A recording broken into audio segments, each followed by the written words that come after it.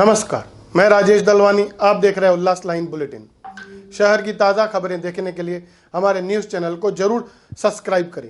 उल्लासनगर मनपा के वित्तीय वर्ष 2020-21 के लिए शुक्रवार को आयोजित सभा में 821 करोड़ के बजट को सभागृह में मंजूरी प्रदान की गई। मनपा आयुक्त डॉक्टर राजा दयानिधि ने महापौर लीलाबाई आशान को बजट पेश किया। मनपा के उपमहापौर भगवान बालेराव, मनपा के सभागृह नेता राजेंद्र चौधरी, शिवसेना के वरिष्ठ नगर सेवक धनंजय बोडाड़े भी इस अवसर पर उपस्थित थे।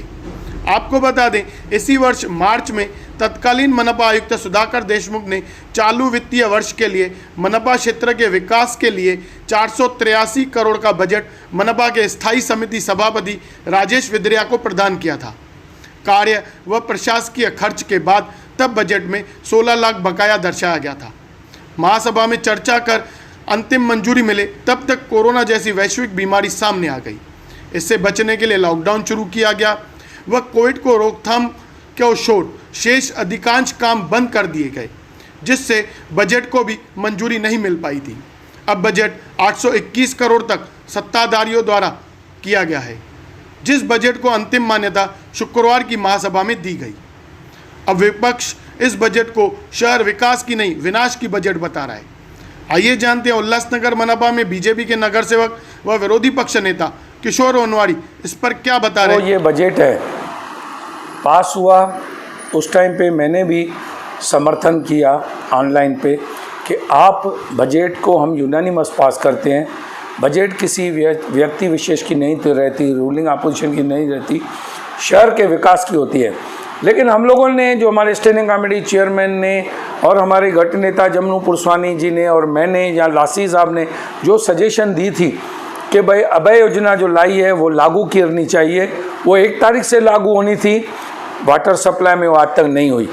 दूसरा, हम लोगों ने बोला कि भाई कोरोना कार्यकाल में लोगों की हालत बहुत ख़राब है और जो हम मई जून जुलाई में डिस्काउंट देते हैं 5% 7%, वो हमने रिक्वेस्ट किया कि आप 12% और 7%, 3 महीने पहले 12% फिर 7% लोगों को डिस्काउंट दीजिए ताकि लोग भरें। और महापालिका के जो काउंटर हैं, कैश कलेक्शन सेंटर, ये भी तो 8 महीने से बंद थे, वो अभी खुलने जा रहे हैं।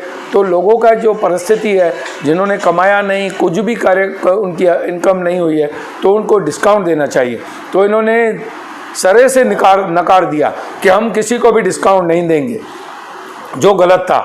और जब भी हमारा पदाधिकारियों का 10-10 करोड़ रुपया रहता है 5 का हर वर्ष, उसको हम लोगों ने ही मार्च में हमारे राजेश वद्रिया जी ने 5-5 करोड़ किया था, उसको अभी चौधरी साहब ने फिर 2-2 करोड़ कर दिया। चलिए ठीक है, 6 महीने गुजर गए हैं, बाकी 6 महीने पड़े हैं, हमने वो भी स्वीकार किए। लेकिन उसके साथ साथ में स्कूल बोर्ड की बजट को बढ़ाना और अपने जो फेवर के चाहिए थे वो बढ़ाना और पब्लिक के हित में कुछ भी नहीं करना, तो मैं इस बजट को शहर की विकास की नहीं विनाश की बजट मानता हूं। इन्होंने शहर वासियों का कुछ नहीं सोचा है, शहर वासियों को कोई गिफ्ट नहीं देने जा रहे हैं और उनके ऊपर जो GIS है, ये है मैपिंग के, अगर वो भी बिल ज़्यादा जाएंगे तो लोगों के ऊपर और बोझा बढ़ेगा। तो इसके लिए मेरी रिक्वेस्ट थी कि आप शहरवासियों को डिस्काउंट दीजिए और जो 2% हम हर महीने में डंडे डालते हैं वो इस वर्ष 31 मार्च तक नहीं डाला जाए, ताकि जो लोगों को टैक्स भरने में, वाटर सप्लाई का बिल भरने में आसानी हो। तो ये लोगों ने हमारी जो सजेशन दी और सब जो चाहिए थे अपने जोड़े और बाकी जो थे उसको कम किया और शहर हित के लिए कुछ भी नहीं सोचा। ये शहरवासियों की दुश्मन बजट है। लोगों ने कहा था कि 3 महीने की टैक्स लोगों की 6 महीने की टैक्स से माफ़ कीजिए, वो नहीं किया। उसके साथ में महापौर बंगला, कमिश्नर बंगला जो आज तक कभी भी रखते आए लेकिन बना नहीं है, फिर उन्होंने वो भी रखा। और जो एक रिंग रोड में स्कूल है उसके लिए 2 करोड़ रुपया रखना, ठीक है, हमारे माननीय उप महापौर जी ये काम करते रहते हैं। अगले टाइम पे भी एक स्कूल आया था महासभा में, उसको 3,30,000 रुपया हर बरस में भाड़ा लगने वाला था, लेकिन उन्होंने खाली 1 रुपया कराया बरस में। तो अभी ये जो वो सुविधाएं देते हैं दें, लेकिन जो बाकी लोगों को सुविधाएं देनी है तो वो देनी चाहिए। और ये शहर में सभी जाति और सभी धर्म के लोग रहते हैं, तो ये अगर फ़ायदे देते थे डिस्काउंट 12% 60%, तो सभी शहरवासियों को लाभ मिलता था।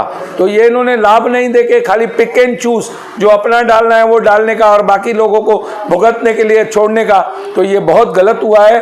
अभी हम लोग स्थगन प्रस्ताव हरदम 60% 12% डिस्काउंट देने के लिए, और जो हम लोगों ने सहूलतें बोली थी वो जो इन्होंने नहीं दिया, अब जब भी कोई भी महासभा होगी हमारा स्थगन प्रस्ताव आते रहेगा कि लोगों के शहर के लिए, लोगों के लिए सोचिए।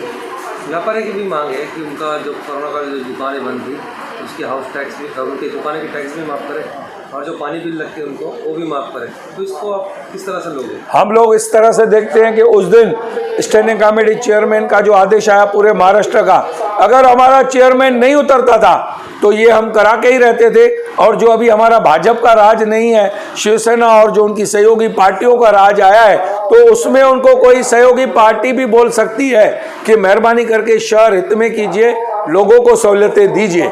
हम अगर सहूलतें लोगों से सहूलतें दे तो नहीं सकते और उनसे ज़्यादा लेंगे, तो ये बहुत गलत है। उल्लास लाइन बुलेटिन को सब्सक्राइब करें, बेल आइकॉन दबाएं और देखिए उल्लास लाइन बुलेटिन की न्यूज़ सबसे पहले आपके मोबाइल पर।